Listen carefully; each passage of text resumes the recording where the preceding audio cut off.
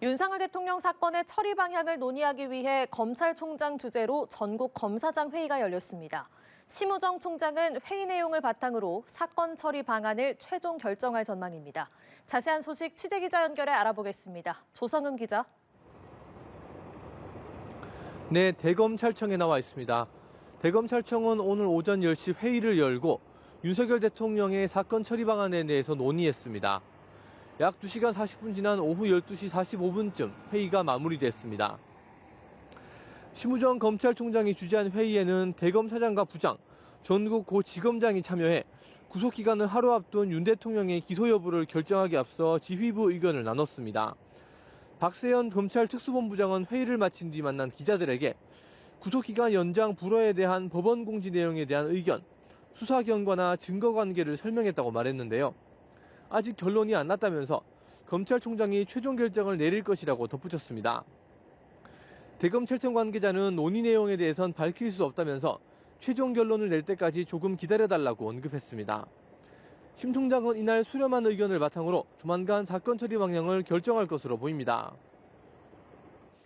네, 윤 대통령에 대한 구속기간이 얼마 남지 않았는데요. 검찰의 고심이 깊어 보입니다. 네, 그렇습니다. 검찰은 앞서 윤 대통령의 구속기한 연장에 대해서 법원에 2차례 신청했지만 모두 불허됐습니다. 네, 이에 따라서 구속기한 만료일인 내일까지 기소 또는 석방을 결정해야 하는 상황입니다. 구속기간 종료 전에 기소를 하지 않으면 윤 대통령은 석방되고 기소를 할 경우 1심 재판 기간 최대 6개월까지 구속이 가능합니다. 검찰이 어떤 결론을 내리든 부담은 적지 않을 것으로 보입니다. 검찰은 앞서 김용현 전 국방부 장관 등 내란 중요 임무 종사 혐의를 받는 피의자들의 물적 증거와 진술로 윤 대통령 혐의 입증에 나설 것으로 보이지만 정작 윤 대통령에 대한 대면 조사는 한 번도 하지 못한 채 공소 유지를 해야 합니다. 검찰이 공소 유지가 어렵다고 판단하고 윤 대통령을 석방할 경우 비판 여론이 거세질 수 있다는 점도 부담입니다.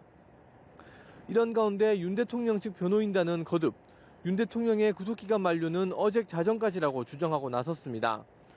구속기간 공제에 피의자의 의사와 무관하게 진행된 영장실질심사 등 절차로 인한 시간이 가산돼 피의자가 불이익을 당해서는 안 된다며 불법 감금을 중지하고 즉시 석방하라고 요구했습니다.